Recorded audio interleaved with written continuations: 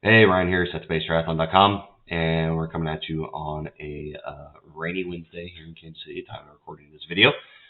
We're going to do quick little tips talking about foot injuries because it's popped up for me, it's popped up for my athletes, and if you train for a full Ironman, even a half Ironman, sometimes it's kind of unavoidable. It just kind of pops up and you got to deal with it. So here are some tips to kind of mitigate those and limit those as much as possible. So hold on tight. We're going to go through them pretty quick.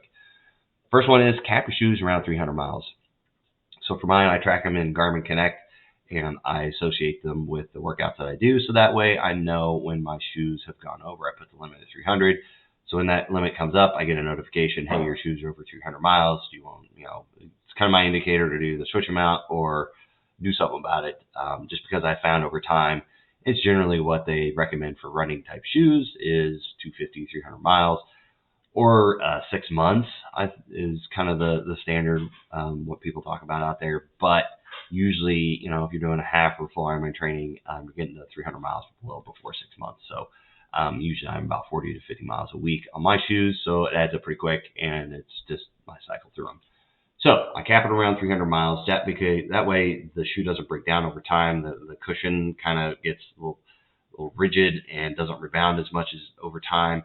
So if you keep running your shoes into the ground past the 300 miles, they may look okay. Maybe you're doing it on the treadmill, but they're losing that resilience to be able to support your foot. So just be aware of that. And like the second point I just hit on, I cap either 300 miles or six months, whichever comes first. Sometimes maybe in off season, I get to the 6 month mark before I get to 300 miles. Very rarely does that happen because I'm usually a pretty high mileage runner anyway. But just keep in mind, even if they just sit on a shelf and you're only doing them, 20 miles a week or something like that, over time, that foam and everything just gets old and ages and it gets rigid and it just does not rebound like it did when it first came out of the box or off the factory. So keep that in mind. For foot issues, I like to tell people to fix the real issues, not just treat the symptoms. So if you got plantar fasciitis, yeah, it's going to hurt in the bottom of your foot and it's going to hurt in other places. You got Achilles issues, it's going to hurt. There's where your localized pain is. But the real issue may be up the line, maybe misaligned hips, and maybe a torn muscle in the hip area, tight quads, tight hamstrings, pulling on muscles. It may be way up the food chain and affecting the lower extremities because that's what's getting the most impact and pounding when you're out there doing the running. So make sure that you go to a proper, if you're going to your family physician, you're going to get one answer. You go to a sports doctor that's a little bit more versed in athletic injuries of that nature, endurance sports injuries. They can hopefully help you get there down to what you need. A family practitioner may tell you, well, just rest and ice and then come back and it should be okay. But then when you start running again, that happens again. You haven't really fixed the issue. You just treated the symptoms. With a sports doctor, hopefully you get down to, orthopedist or something, they're doing MRIs or finding out, well, maybe you have a meniscus issue that's causing, a compensation issue and causing you foot issues. So make sure that you get good answers and you're following up and you're fixing the real issues and not just treating the symptoms, because that kind of ties into number 4 there. Don't stop until you find the real issue. If you keep going to people and it's not getting better, you get better if you take time off and then you go back and start doing it again, start running, start training again, and then it comes right back. You haven't fixed a real issue, so you just treated the symptoms. So make sure that you're going after the real issue. And number 5 is kind of things that I found has worked for different injuries that I've had. Grasses, where they use the metal tools and they kind of line out scar tissue and that type of thing.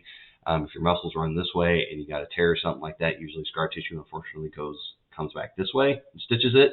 So grassing kind of gradually gets that scar tissue to go to the same plane as the muscles, so it's less apt to pull and create injuries and pull apart the strands that are going perpendicular to the muscle fiber. So over time, that grassing technique will help get all that straightened out. Deep tissue massage, active release therapy.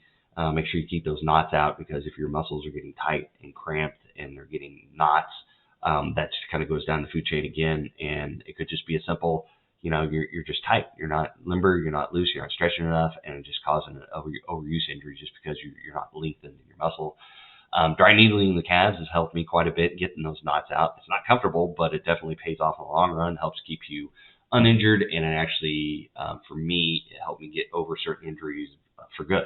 Like sometimes I feel a little bit sore in some spots, But after I got that done for 6 weeks, right before Ironman Florida one year, the issue never came back, and I didn't really have to face it. And so I'm doing all these other things along with that, but it helped. And then they do the electronic stimulus, where they actually put the needles in the knots, and then they actually hook up electrodes to it, and they zap it a little bit, and it's very interesting. Not exactly comfortable again, but it does the job.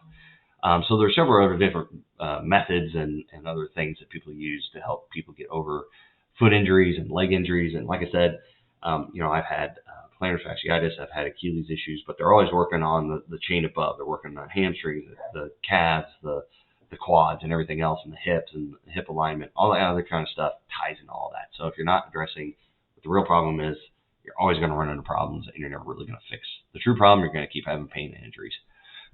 Number 6, when you do get it fixed, have a good maintenance plan. Like I said, your shoes, your stretching, dynamic warm-ups, sag stretching at the end of workouts, rolling your muscles out at the end of workouts, compression boots, whatever will help keep you loose and limber over time, so you can keep doing this if this is kind of your long-term lifestyle, and this you want to keep doing the 70.3s and the Ironman races, don't want to be injured. Maybe it's getting more sleep as you get older. I know that's helped me out. Maybe it's getting more rest, less intense workouts. Whatever the maintenance plan is, make sure that you develop something over time and you're adjusting it to make sure that you're accounting for as you get more mature and the injuries and what you could do to prevent those injuries in the future. And then use that plan at all times and start early in a career. So, you can probably get away with this type of stuff when you're in your 20s. If you had an injury and maybe you take a week off and it goes away and you're okay and you can keep doing it. When you get in your 30s, that stuff lasts a little longer. You get in your 40s, it lasts a really long time, 50s, 60s, and 70s. Unfortunately, it can drag out for a year or more. So if you don't come up with a good maintenance plan, especially when you're young, you start getting into this stuff, you just roll out of bed, go for a run, go play a game of outdoor soccer, and then go do a duathlon, and then do whatever. Some weightlifting in there, and you don't take care of yourself, and you're not stretching, you're not doing the proper things. That'll build up over the years, and then you end up with injuries because you didn't take care of what you need to when you were younger. So I always encourage the younger athletes as well to come up with a good maintenance plan because, swim, bike, and run will get you there to the finish line. But if you want longevity in the sport, you need to come up with a good, sustainable plan that will keep you in a good spot over time and keep you away from being injury prone. So, strength training, stretching, massage therapy, chiropractor if you need to go to that type of stuff. So come up with a good plan and make sure and rotate your shoes, stuff like that. So just make sure you have a good plan over time to when you get there.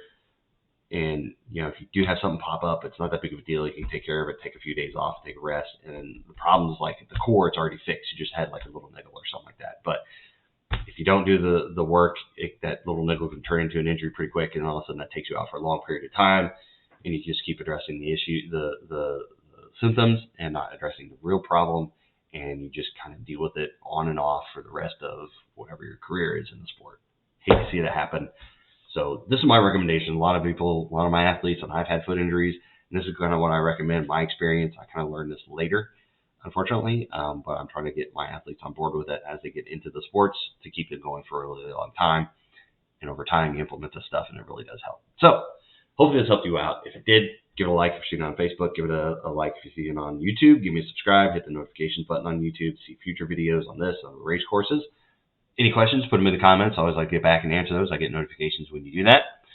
So hopefully it's helped you out, like I said. And with that, I want to wrap it up and wish you happy training. And we'll see you at the finish line. And we'll talk to you next time.